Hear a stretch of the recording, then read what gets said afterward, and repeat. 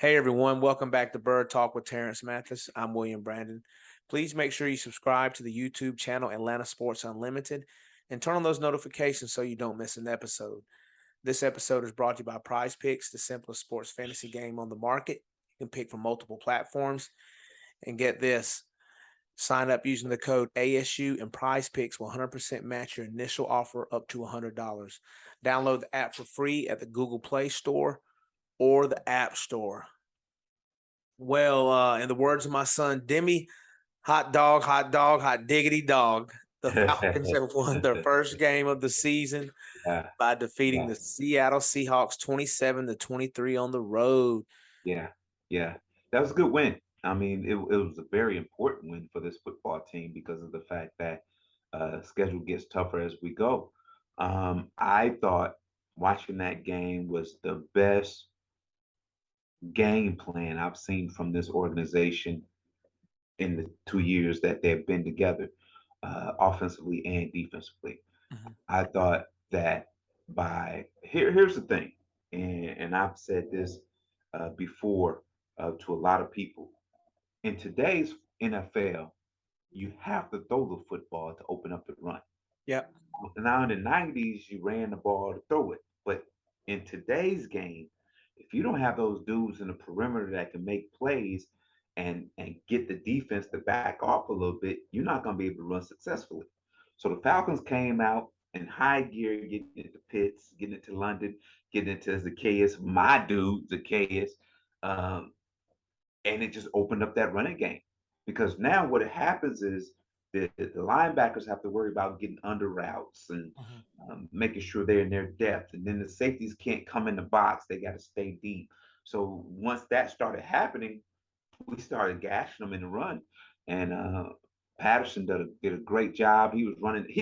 It was funny because people was they talk about his skill as returner. Here's the thing. Here's what a returner is always taught. Mhm. Once the ball hits your hand, get 10 yards as fast as you can. No dancing, no moving, just hit it. When you see a gap, hit it. So you're watching a guy who's a returner playing running back, and when he sees holes, he's hitting and he's getting that 5, 6, 7 to 10 yards before people even contacted him because that's what he's been taught and Yeah. that's what he knows. That's what's making him so good at that position than what we have on the roster so far. Yeah, he balled out on Sunday. He was actually named the NFC Offensive Player of the Week. Cordarrelle Patterson, that is. He had 17 runs, 141 yards, and a touchdown. And like you said, almost every carry was between 4 to 5 yards per carrier. I Yeah. mean, At one time, he was averaging 10 yards a carry. yes. Yeah, at one time he was averaging 10 yards a carry, and that's what I was talking about. And he's fearless. He's I think he understands now that I'm 235 to 240 pounds at 6'2", and I'm running downhill. Mm, They don't want any part of me. And so he's figured that out. And who does that look like of 2 years ago in the NFL? Mhm. Derrick Henry. So now we're finally seeing that Tennessee type running game into this Falcons offense where you just running downhill, running downhill, running downhill, and you get in my way, I'm gonna truck you over. And if you move out the way, I'm taking it to the house. And I love the running game, but what I love more was the mix of the pass and the run. I like the way we came out and threw the football and got Pitts involved early. Kind of went away from him, but at the same time, but he did what he had to do and it opened up the running game. And every Drake London got involved, Zacchaeus got involved.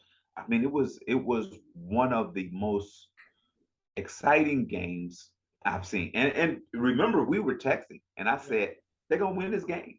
And this was in the first half. I said they're Mhm. gonna win the game. I didn't see anything that gave me any caution offensively or defensively or what Seattle was doing. Yeah. Even when Mariota fumbled the ball, I wasn't even worried because our defense was playing well. And you're not, and I'm not taking anything away, but Seattle's quarterback is not that dude. Yeah. So I wasn't worried. I wasn't worried. I knew once he get pressure, he would succumb onto pressure and make some mistakes. And that's what he did in the fourth quarter. Yeah, I'm gonna come back to that fumble in a second. The three-headed monster, I want to call it PPL, Patterson, Pitts, and London.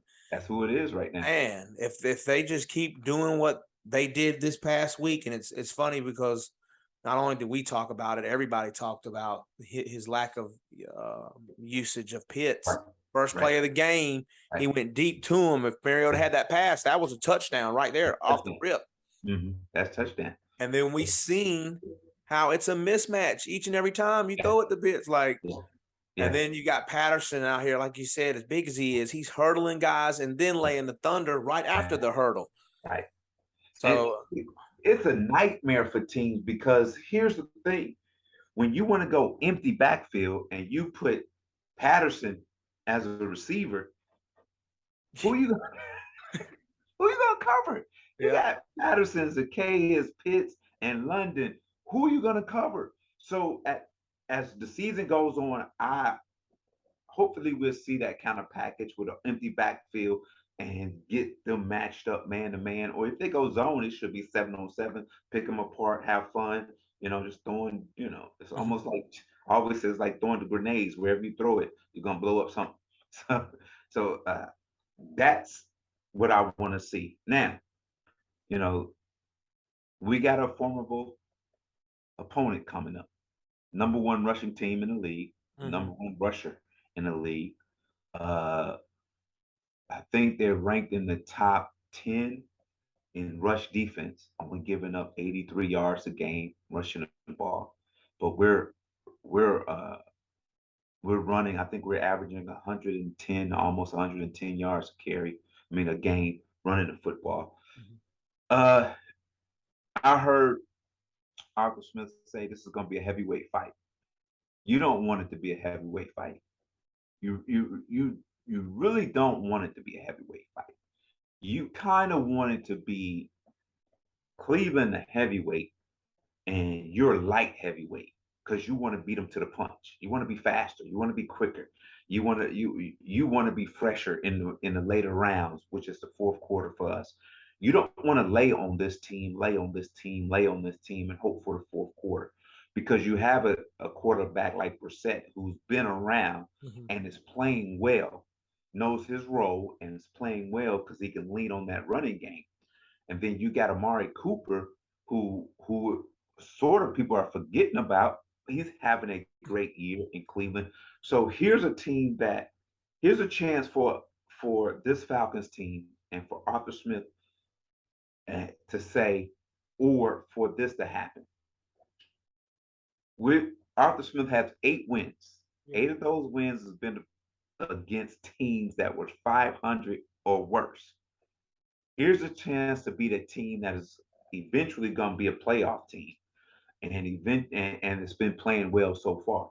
So here's a chance to turn the corner, at least start downhill with this team and picking up momentum. Is beating a team like the Cleveland Browns.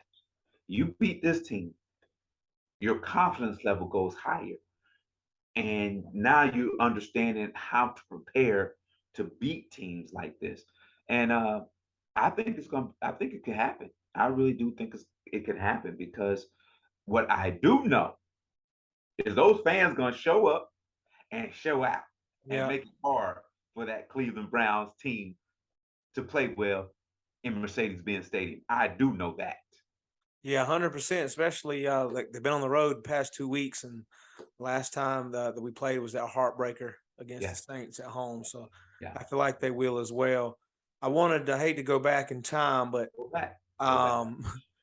when he fumbled it, I thought we still had a chance to win it and we would win it.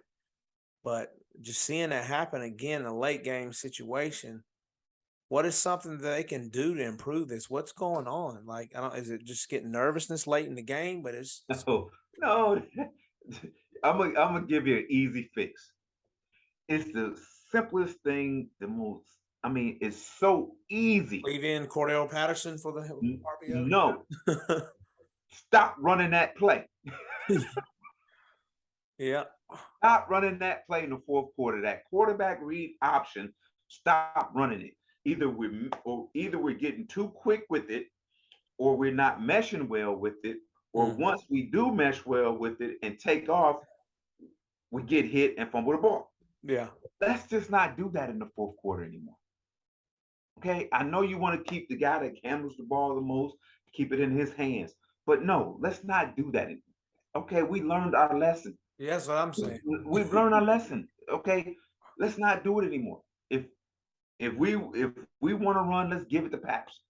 You know, let's just that's the Like easy they fix. did at the final time Yeah, after the yeah, interception by Richie yeah, Grant. Yeah. yeah. That's the easy fix right there. Let's just not run it.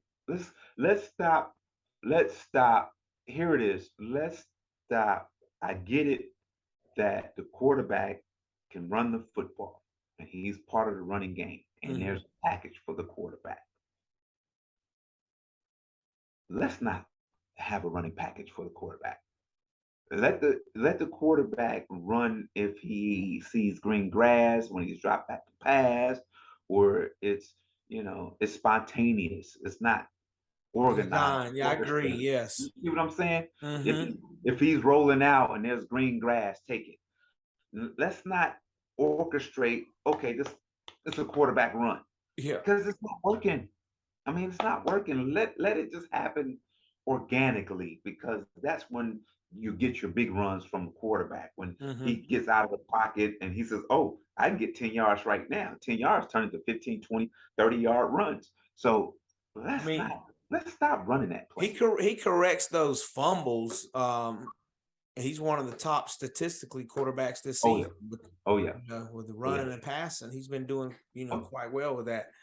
I also want to give kudos to the offensive line. They've been playing yeah. real well this year, holding their own. Yes. Yes. And then the defense, man, Grady Jarrett with a huge sack on Oh third man. down. Oh And then man. Richie Grant got the pick on the next play, but they were coming. He came right on that fourth down play as well. Yeah. So, Yeah. Well, here's the thing.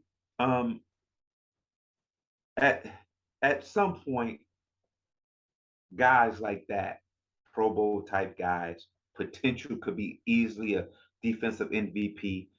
Those type guys got to step up when it's time. Enough is enough. Remember we said last week, at some point you got to say enough is enough. yeah. And I got to make the play. You can't sit back and wait for somebody else to do it. You got to decide to go do it yourself. And I think that's what Grady Jarrett did. He decided to make a play, which he was given that guard the business the Yeah, he whole was. day, holding penalties whatsoever. He was giving the business, and it was good to see that, and it was good to secondary. They gave up some plays, but at the end of the day, see, here's the thing. AJ did a great job on Metcalf this game. Yeah, he did. He did. And he's gonna have another one. He got Amari Cooper next week, so he's gonna get better and better as the season goes on with all these challenges. But at the end of the day, he gonna win some, he gonna lose some. But that's okay. That's okay. But the thing is that when you're getting pressure on the quarterback, it helps that secondary. And I don't know if we got any sacks this past week, but we got one. Yeah. We got one. I seen the one in the fourth quarter, but the more pressure we put on quarterbacks, the better the back end is gonna play. Yeah. The Falcons ended up with two, Grady and Lorenzo. Yeah, I remember that one. Yeah, I remember that one.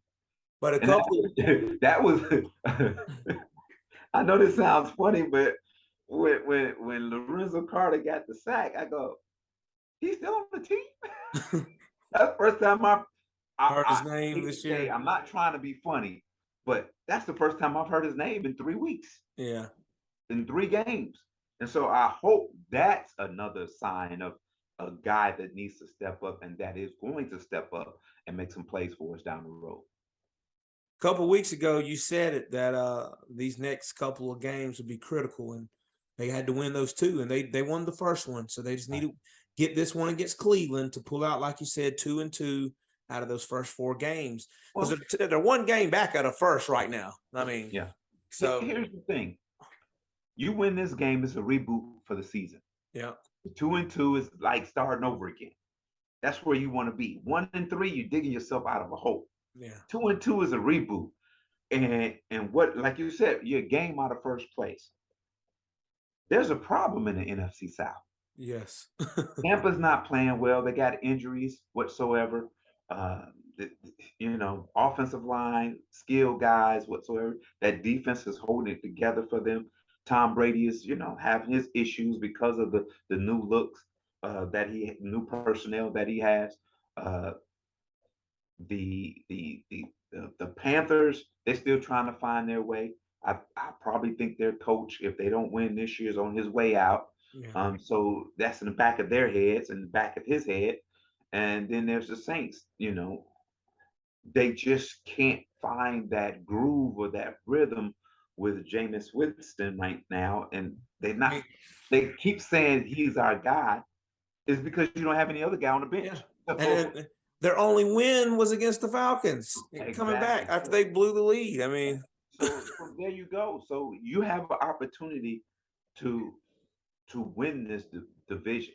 You really do, or at least come in second in this division and get into the playoffs, get a wild card or whatever it may be to get into the playoffs. You shouldn't be looking that far, but at the end of the day, it's one game at a time, 1 week at a time. I get that. But quick story. mm-hmm. I remember I think we were 5-2 at the time. No, we were 4-2 at the time. Actually, let me go back. We were 3-1 or something like that, or we were playing well. And Sports Center and all the media was saying, "Well, this is a Falcon team that's haven't played anybody yet, and they're winning football games." And I remember in '98 we go to New England and we beat New England. So people started going, "Oh, I mean, when I say we beat them, we beat up on them." Mm-hmm. So we come home, and I think, yeah, we come home at 4-2, and against the 49ers. And 49ers has been kicking our butts for years. Years. Mm-hmm. We had just lost by 3 touchdowns, second game of the year against them, and we beat them. Yeah. And those two wins took us to a whole different level. That confidence level, saying, "Oh my goodness, we just beat the Patriots and the 49ers. We can't be beat." And we went on this 9-game winning streak, man, and took it all the way to the Super Bowl. So when you beat caliber teams like the Cleveland Browns and the teams you're about to face afterwards, the 49ers, down the road, whatsoever, your confidence level goes to a different level and it propels you to the playoffs. So I think that however you prepare this past week against Seattle, keep that same preparation, but take it to another notch, another level. Turn the switch up. Do what you have to do because this is gonna be it is gonna be a physical game, but you got to out hit them first. You got to be a Definitely. little quicker and out hit them first. And they may be out. Cleveland may be without one of their hard hitters, Myles Garrett, Yeah, in a yeah, single car accident, yeah. and he's got a shoulder sprain, a bicep strain, some minor lacerations. But it's day to day, so he may or may not play on Sunday. But can you tell anything about what a bicep strain or a shoulder sprain? Is it likely he might Dude, play? that's for his position. That's tough Mm-hmm. because you got to use your hands and your arms in everything that you do. Coming off the ball, you got to, and Yeah, then you come if the he needs offensive to lineman leverage. punch you, if you Yeah. get punched in that thing, or dude, you're gonna have to wear a brace with some padding over it, Mm-hmm. especially the bicep, to not hurt it. And I don't know how bad the strain is in the shoulder, but usually it takes about 2 or 3 days for it to feel a little bit better, and you usually can get through it and play. But a bicep, ah, that thing is bruised. It's gonna hurt. Everything that Yeah. you do is gonna hurt. But with modern day medicine and how good the training staffs are in the NFL, most likely he's gonna come out and it's gonna be a game day decision. Yeah, I like to see. I was glad to see our defense with their ears peeled back though to end the game because for a moment there, the Seattle was trying to drive, but Yeah, yeah, I seen that, and but like you said, it was good to see. It was like at that moment, like I said earlier, at that moment it was like no more, yeah, no more. it We we was. we gonna win this one, no more, Hmm. and I like that. Now, if you want to go in boxing terms, that was one of those. Okay, you gave me all you had. You should Hmm. with your best shot. Uh-uh. I'm not going down. And I love it. It was. I felt. You know, it was one of those games that wasn't stressful to watch. Yeah. Because you could see the ebb and flow in the game whatsoever, but I had no indication from the Seattle Seahawks that they were going to beat this Falcons team. So I felt good about it the whole time, and then when it was over, I felt really good about it. I had nothing. I couldn't critique anything, you I know, can and tell. when I watch the game, Yeah. I'm critiquing, but I Hmm. couldn't critique anything. Um, so I couldn't even. I It was one of those games where I said, I'm not going to, they was playing so well. Both schemes were playing so well. The game plan was implemented so well. I couldn't even nitpick. I couldn't. Even on a fumble, I could go through the whole thing, why it happened, this and happened. But I was like, well, it happened. So what? But we won a football game. If that's the only play that you can talk about and you won the game, you had a good game. You had a Yeah, good, you know, definitely. yeah, and that can get cleaned up. That's just a physical error, not a mental error. That's a physical error where you can fix that one. Only a mental error you can fix, but that's one of those things you can fix by not running the play. I would like to say it was a lot of fans that did travel out to Seattle. So I was proud to see that many fans that traveled out there. And I asked them, what, why would they do that for a team that's 0-2? And they said they still believe in the Falcons. They Right, believe that they can do good things this year.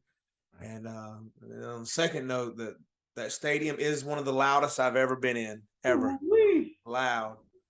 So I That's hope the something Falcons can special. try to match that. But I know they have an advantage with how the Yeah, sound yeah. comes off the Puget Sound, comes down. Hmm. Hmm. I mean, it was. Hmm. I had to put my hands over my son's ears a But couple really, times. was it that loud? Yes, Wow, it was that wow, loud. wow. Well, man, it's been some great football this Hmm. this year so far. You haven't really seen, you know, yeah, you've seen some games by 10 points, 14 points, or maybe 17 points, but 80 to 90% of the games has come down to the last plays of games.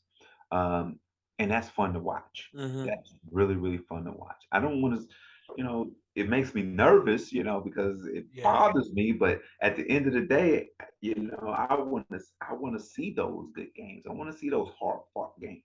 And with the Falcons having 3 games go down to last plays in the yeah, fourth quarter, what they don't understand now is come week 14 and 15 and 16, you're going to have those situations happen, but you're going to know how to overcome them because you've already been through them. You already had practice with them. yeah, So it's going to be it's going to be like riding a bike again for them when they get into close games from here on out. So that's the learning lesson from the first 3 weeks. So now let's go ahead and finish out the fourth week with a win and be 2-2 and reboot this season. yeah. Because they definitely could.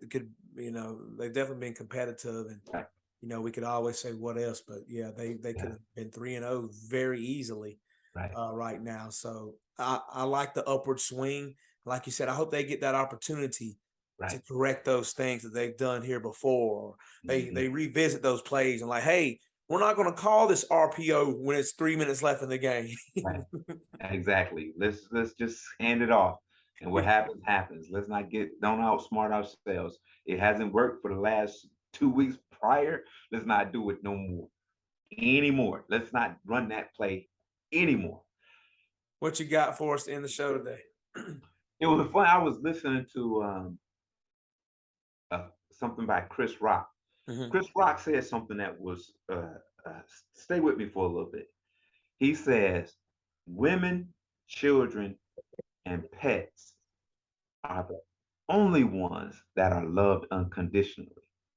He says a man is loved if he can do something, Mhm. he can supply something. And I had to keep going back and listening to it over and over and over and over and over and over and again. And it brought me to this. Would you still love God if he didn't bless you anymore? Would you still believe in the Son if you didn't get healed anymore, or you still ate, or you didn't get that job you wanted, or whatsoever? Would you still pray? Or we have a tendency to pray for God, give me. Yeah. Jesus, bless me. I need, I need, I need. I love you, Lord, but I need you to do this. Sometimes we need to just sit back and say, Lord, I just thank you for being who you are. I just thank you for giving me what I've brought me from where I was to where I am today. I thank you for all that you have blessed me with. I thank you for your love, your grace, and your mercy. And just not ask for anything. Just thank him, praise him for once without asking, and see what happens. That's my word. Amen. Thank you for sharing, Terrence.